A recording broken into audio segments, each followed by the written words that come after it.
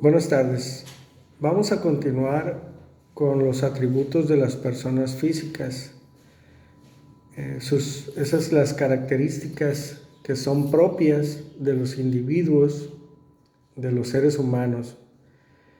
El estado civil es otro de los atributos. Ya vimos la capacidad, ahora vamos a ver el estado civil. El estado civil de una persona nos permite saber cuál es su situación o su relación con otras personas, con su familia, ¿sí? Dice, el estado civil se refiere o consiste en la situación jurídica que guarda un individuo en relación con la familia. El estado civil de una persona nos permite conocer esos actos de naturaleza jurídica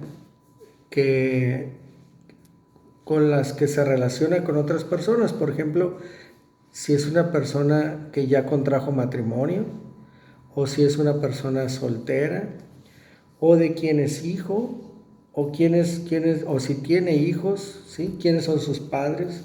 Entonces, nos permite conocer, saber cuál es su situación con otras personas, con la familia, si tiene en adopción a hijos, o incluso si él es una persona adoptada también. ¿Y dónde queda registrado todo esto? Pues en el registro civil. El registro civil de las personas se comprueba mediante las actas, ¿sí? que se llevan a cabo en el registro civil. El registro civil, pues es el instituto, ¿sí? Es la institución que tiene por objeto hacer constar todos los actos relacionados con el estado civil de las personas. En el registro civil podemos ver las actas de nacimiento, las actas de matrimonio, de divorcio, de tutela, de adopción. Entonces, podemos conocer cuál es el estado civil, cuál es la situación de esa persona, ¿sí? La que lo distingue de alguna manera con los otros individuos. Entonces, cada persona, cada ser humano tiene un estado civil, ya sea soltero, casado, o si es padre o no. Entonces, esa es una de los otros atributos que podemos considerar que son propios de las personas físicas.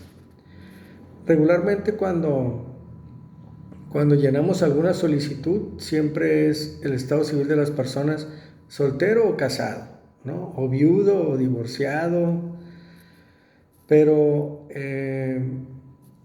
considero que el estado civil va más allá, no es solamente saber si está casado o no la persona, sino también sus relaciones, como ya les comenté, si tiene hijos o no los tiene, o si tienen adopción, o quiénes son sus padres o sus hermanos.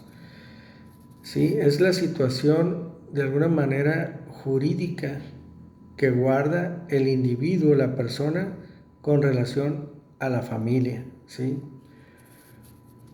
Otro de las características que tiene o de los atributos que tiene la persona es el nombre.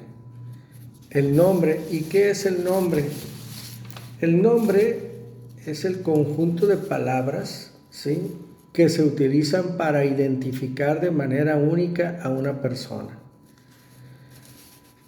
El nombre, la ley lo define en su artículo 74. Dice, el nombre es un atributo legal que individualiza a una persona en sus relaciones jurídicas. Se forma con el nombre propio que le impone libremente quien lo presenta para su registro, seguido de los apellidos, los cuales serán primero el padre y como segundo el primero de la madre. En relación a esto, bueno, pues para empezar, antes de comentar este artículo, pues diremos que el nombre es lo que nos permite identificar a una persona, ¿no? Su nombre y su nombre propio y sus apellidos, porque ese nombre lo tiene únicamente esta persona. Es la manera de identificarlo y de que se pueda individualizar en sus relaciones, o sea, es como se identifica una persona. Y aquí vemos que el artículo 34 del Código Familiar del Estado de Sinaloa nos dice qué es el nombre y dice que es un atributo legal que individualiza a una persona en sus relaciones jurídicas, es decir, te individualiza, te identifica, te hace único para que tú te puedas identificar ante los demás en una sociedad, que te individualiza, te hace uno, ¿no? Y aquí dice que quien lo presenta, bueno, pues al registro, para su registro, se pondrá primero los apellidos, el primero del padre y como segundo el primero de la madre. En otras legislaciones esto ha cambiado. En nuestro estado pues sigue en este sentido, pero hay otras legislaciones donde ya a los padres se les permite que puedan hacerse, que los padres decidan cuál es el apellido que va a llevar primero, si el del papá o el de la mamá. Aquí nuestra legislación nos lo señala así. Pero hay otras legislaciones en otros estados donde nos dice que los padres podrán escoger, los padres podrán decidir cuál es el apellido que lleva primero. ¿Por qué? Esto surge a raíz de que unas personas que querían registrar a su niño, a unas gemelas, por allá en el 2017, el oficial o el juez del registro civil no les permitió que pusieran primero el apellido de la mamá. Y así lo quería el papá y la mamá, así lo querían, poner primero el apellido de la mamá, pero no quisieron, no quiso el juez del registro civil y se ampararon. Presentaron un amparo indirecto en contra de ese acto de autoridad, en contra del juez del registro civil por su negativa a permitirles registrar ese nombre, el apellido en ese orden. Y finalmente se les concede el amparo, declarándose inconstitucional este artículo, el artículo del Código Civil del Distrito Federal, el artículo 58 del Distrito Federal, y se modifica se declara inconstitucional y se les permite a los padres que se ponga primero el apellido de la mamá. ¿Cuáles eran los argumentos cuando presentaron el amparo? Pues los argumentos eran que era discriminatorio en contra de la mujer, era como una especie de patriarcado, porque tendría que ser siempre precisamente primero el del hombre. Entonces había una desigualdad, una discriminación hacia la mujer.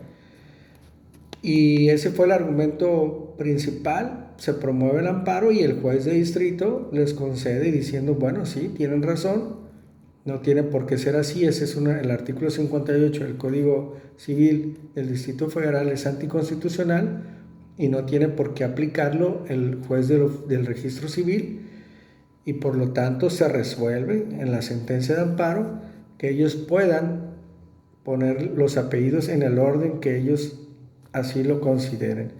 ¿Por qué? Porque la juez de distrito dijo que eso era una facultad de los padres, que ellos son los que tenían que decidir y no la ley ni la autoridad, sino los padres quienes tienen la facultad de decidir cuál es el orden que debe de llevar. Incluso ese artículo del Código Familiar se cambió, ¿sí? Ya no dice así la redacción, derivado precisamente de esta situación, y ahora dice así el artículo 58. Antes decía, como dice el Código Civil del Estado de Sinaloa, o perdón, el Código Familiar, pero ahora dice el artículo 58 del Código Civil para el DF o para la Ciudad de México.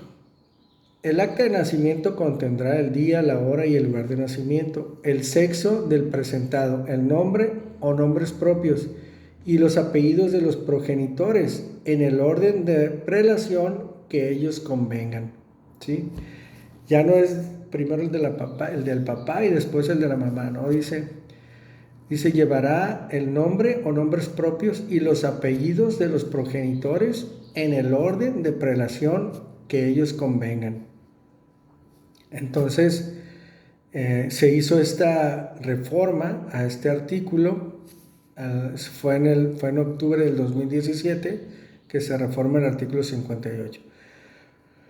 Con mucha seguridad, el artículo de nosotros también, de nuestra legislación del Código Familiar, en su momento será reformado y será cambiado porque muy posiblemente si a alguien le interesa, no dudo que ya haya habido amparos donde personas van, se amparan, porque no les permiten en el registro civil poner el nombre en los apellidos como ellos lo decidan, a lo mejor primero el de la mamá, y no dudo que ya se hayan amparado y les hayan concedido el amparo, porque ya está, se ha modificado en muchas legislaturas y lo más seguro es que también se vaya a cambiar aquí.